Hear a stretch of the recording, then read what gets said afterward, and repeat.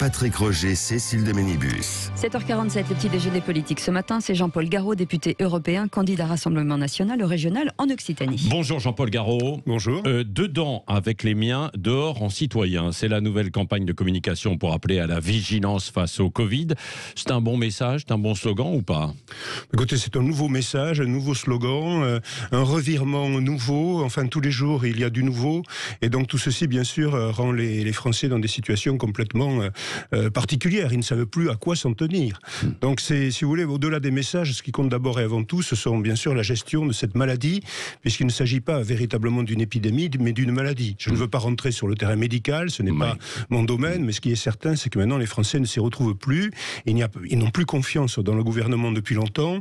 Et le nouveau revirement qu'il y a eu par rapport à la vaccination, notamment... Alors, avec les vaccinodromes, les vaccinodromes. Mais écoutez, c'est quand même incroyable ce qui s'est passé là aussi. Ça me rappelle malheureusement d'autres moments, sur les masques, où au début on nous disait que ça ne servait à rien, puis ensuite il fallait absolument des masques sous peine de contravention. Maintenant on nous a dit au début non, les vaccinodromes c'est pas possible, l'armée c'est impossible, et en réalité maintenant on le met en place. Donc on perd des mois par rapport à cela, et c'est bien sûr la santé des Français. Bon, cela dit, Jean-Paul Garot, il n'y avait pas les doses, donc ouvrir des vaccinodromes, ça ne servait pas à grand-chose. Pourquoi n'y a-t-il pas les doses? Si vous voulez, là, il y a un scandale que je dénonce, et je ne suis pas le seul. Je suis député européen. Est-ce que les Français savent que, en fait, les doses de vaccins sont fabriquées pour une grande partie en Europe, et qu'elles sont exportées, alors que nous sommes en manque cruel de vaccins pour les Européens, et les Français en particulier? Eh bien, on exporte des millions de doses. Je crois qu'il y a encore, à peu près il y a 8 jours, on était à 31 millions de doses exportées. Oui, c'est vrai, incroyable. il y a de l'importation et l'exportation. Non, mais c'est vrai. C'est important parce que les Américains, ils fabriquent du vaccin aux États-Unis. Le démocrate Joe Biden, il garde les vaccins pour les Américains. Nous, les Européens, eh bien, on a un manque cruel de vaccins, parce qu'en réalité, ce qui va régler je pense, ce problème considérable, évidemment, d'épidémie, c'est le vaccin. C'est le vaccin. Eh bien, on l'exporte. On ne le garde pas pour les Européens. Si vous voulez, c'est-à-dire la gestion. C'est du commerce. Non, quoi. mais la gestion. Donc il y a eu la vente, et puis AstraZeneca, c'est pas non plus. C'est pas une entreprise française. Un point essentiel, si vous voulez, c'est que nous avons délégué à la Commission européenne la question de la santé des Européens et surtout des Français, alors que la santé n'est pas du domaine de l'Union européenne, de la Commission européenne. La santé est un domaine réservé aux pays nationaux, à la France. Pourquoi a-t-on délégué ce secteur si important à l'Union européenne? Franchement, c'est l'explication officielle, c'est qu'on ne voulait pas que ce soit la foire d'empoigne entre les pays européens et qu'ensuite on se répartisse les vaccins. Écoutez, quand on est face à un danger de mort comme celui-là, il était évident que le pays, nos responsables politiques, auraient dû bien sûr s'occuper eux-mêmes de cette question. Oui. Est-ce qu'il faut se tourner vers Sputnik? Parce que Thierry Breton, le commissaire européen, a dit que ce n'était pas utile pour l'instant, même s'il y a des discussions en cours, ou alors même vers le chinois. Écoutez, encore une fois, je ne suis pas un médecin, je me garde bien d'aller dans ce débat médical où on dit tout et n'importe quoi. Moi, je pense qu'à partir du moment où ce vaccin sera agréé, bien entendu, on pourra le diffuser, encore une fois.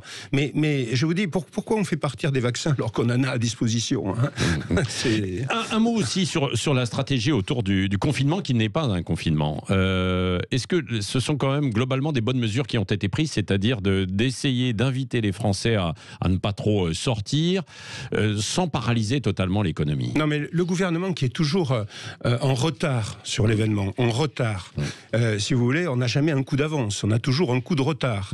Donc évidemment, la situation se dégrade, forcément. Donc on part ensuite à une situation qui finalement est dégradée. Donc je veux dire, il n'y a pas d'anticipation. Donc ce qui se passe finalement, c'est qu'on n'arrive pas à trouver de solutions globales et anticipées par rapport à cette situation. Donc ça ne sert à rien tout ceci. Alors le confinement, si vous voulez, les gens, la population, elle va craquer. À un moment donné, elle n'y arrive plus. On voit à Marseille ce qui s'est passé. Donc, si vous voulez, il n'y a pas cette anticipation depuis le début de cette crise. On a pris, au début de cette crise, le critère, c'était d'éviter que les services de réanimation soient saturés. Bon, c'est un critère. Moi, on l'a vu ça excusez-moi, c'est important, mais par le petit bout de la lorgnette. Il aurait mieux valu commencer en se disant, il faut protéger les Français. Et pour protéger la santé des Français, il fallait naturellement fermer les frontières, il fallait naturellement évidemment faire des tests, je dirais des autotests, isoler les gens qui sont positifs, une fois qu'ils sont isolés, les traiter antiviraux, antibiotiques, voilà. Et on peut maintenant, vous le savez, on arrive bien sûr à cibler les foyers d'infection, on y arrive avant que ça éclate. L'analyse des eaux usées, par exemple. Bon, eh bien, tout ceci aurait dû être mis en place, évidemment, au tout début. Or, le politique n'est pas allé au bout de ce qu'il devait faire. Pourquoi ? Parce que nos politiques, actuellement, n'ont plus ce sens de la responsabilité. Cela dit, cela dit, être là comme un avocat général je suis qui requiert. C'est vrai, Jean-Paul Garot. Cela dit, quand on regarde chez nos voisins européens, c'est pas forcément mieux. Souvent, on se compare avec l'Allemagne. Vous avez vu, ils ont reconfiné. Avec les Italiens, ils ont reconfiné aussi. Donc, c'est pas beaucoup mieux. Cette gestion européenne. Cette gestion européenne ne touche pas que la France. Cette gestion européenne de cette épidémie, évidemment, touche tous les pays européens. Vous savez, il y a un dogme, c'est la libre circulation des personnes, des biens, cette mondialisation à outrance, cette vue européiste béate que nous dénonçons depuis le début. Nous avons raison depuis le début. C'est très, très, très regrettable qu'on ne nous écoute pas et qu'on cherche surtout à nous diaboliser. C'est toujours pareil. Alors, Jean-Paul Garot, vous étiez député UMP, vous avez rejoint Marine Le Pen, le Rassemblement national, vous êtes candidat donc au régional en Occitanie. D'ailleurs, pourquoi, au passage, vous êtes de Gironde, pourquoi vous êtes allé en Occitanie? Vous êtes un parachuté, c'est ce que dit l'un de vos adversaires, Aurélien Pradier. Sûr. Là aussi, c'est facile. La famille Garot, ça remonte dans les années 1370 à Toulouse, où il y avait des capitouls, vous voyez. Et puis surtout, je suis parti, évidemment, parce que j'étais magistrat, donc j'ai eu plusieurs affectations, j'ai quand même été juge d'instruction à Toulouse. Je suis né à Toulouse, ma femme est née à Toulouse, mes enfants sont nés à Toulouse, je suis originaire donc de la Haute-Garonne, du Tarn, de l'Ariège et de l'Aveyron. Bon, à part ça, en termes de parachutage... Qu'est-ce qui s'est passé ce week-end sur une chaîne de télévision régionale avec Aurélien Pradier, où ça a été plus que tendu, quoi. Écoutez, c'est un Il y a eu des noms d'oiseaux qui ont volé, quoi, non. C'est un épiphénomène que ce monsieur veut mettre en exergue parce qu'il veut exister. Ça vous comprenez bien. Quand même. Ça a existé. Vous avez failli en venir aux mains, non ? Simplement visionner ce qui s'est passé pendant le débat. Je suis d'un calme olympien, je m'étonne même, puisque effectivement on m'a coupé la parole systématiquement pour que je ne puisse pas m'exprimer. Le but était justement de m'énerver. Bon, cette émission a été enregistrée le vendredi. Si ce monsieur avait été victime d'une agression telle qu'il l'a décrit, à ce moment-là, pourquoi n'a-t-il pas porté plainte? Là, le vendredi, non, il a attendu la diffusion de l'émission le dimanche pour balancer un twist parlant d'agression physique. Je n'ai agressé personne, il n'y a eu aucun contact physique. Simplement, j'ai dit à ce monsieur, à la fin, après, évidemment, le débat, ce que je pensais de lui, c'est-à-dire degré zéro de la politique. C'était peut-être un peu, viril, mais correct, comme le disait Spanghero. Voilà, il n'y a rien. Mais vous avez vraiment failli en venir aux mains? Non. Mais bien sûr que non. Ah bon? Je sais pas, c'est pas... Alors, si vous voulez, il indique qu'il y aurait eu les services de sécurité qui seraient intervenus. Ah bon, mais moi j'ai vu que la maquilleuse, alors peut-être qu'elle faisait partie de la sécurité, c'est possible. Mais enfin, personne ne nous a séparés. Si vous voulez, ce monsieur veut absolument exister. C'est dommage, parce que moi j'y allais pour parler de l'avenir de la droite, si vous voulez.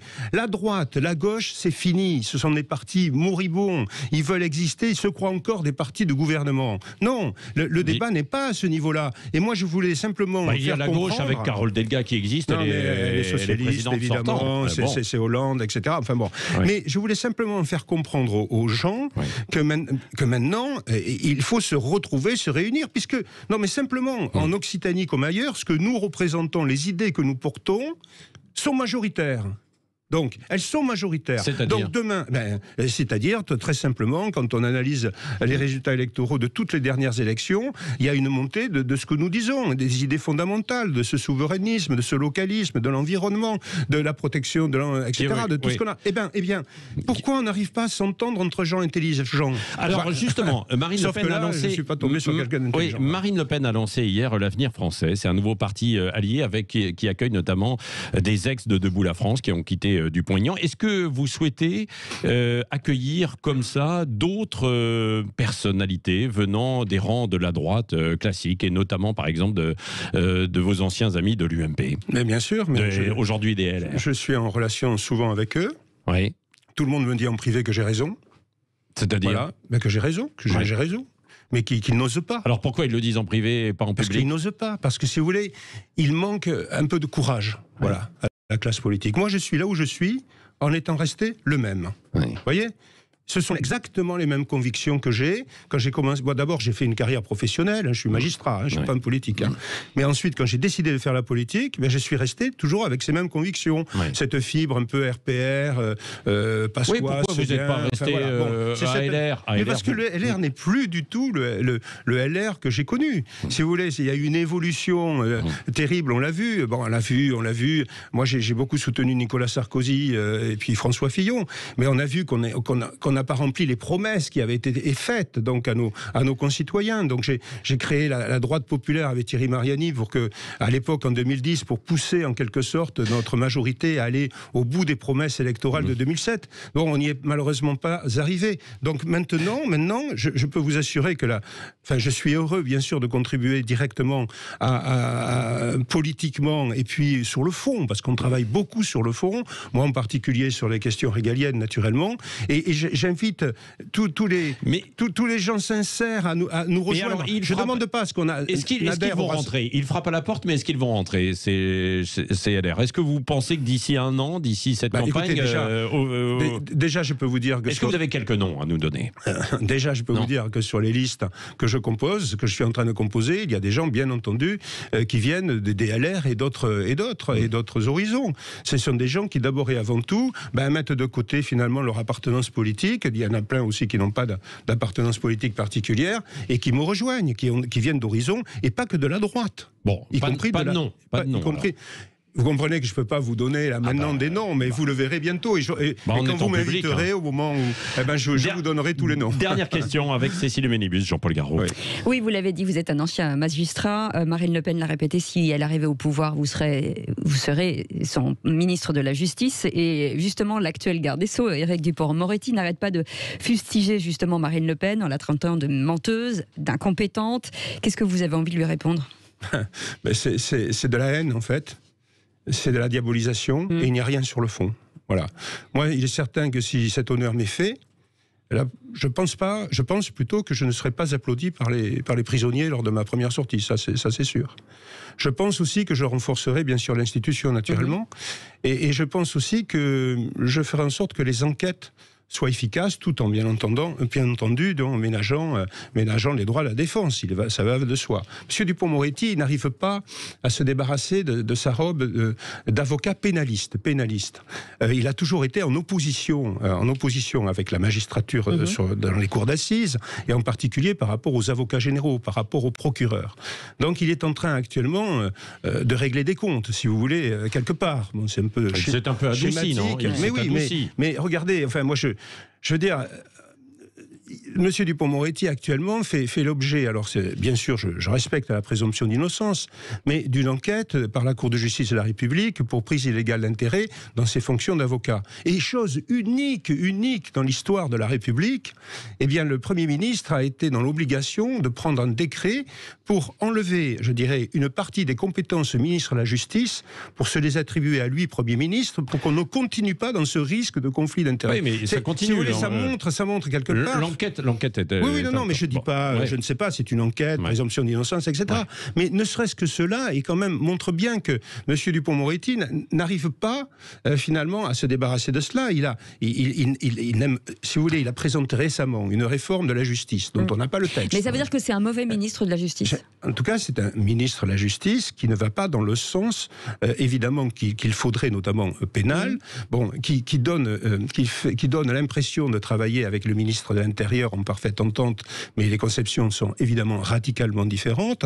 Donc, si vous voulez, au niveau de la pensée idéologique de M. Dupond-Moretti, c'est celle des années 80 du socialisme triomphant. Allez, donc, merci. Si vous voulez, merci Jean-Paul Garot, député européen, candidat RN au régional en Occitanie. Je pense que vous souhaitez débattre avec Dupond-Moretti. Ça viendra peut-être. J'attends impatiemment cela, mais je ne sais pas, ça vient pas, je ne sais pas pourquoi. Allez, merci. Nous sommes en retard. Le journal de 8h dans un instant. À tout de suite. Sud Radio.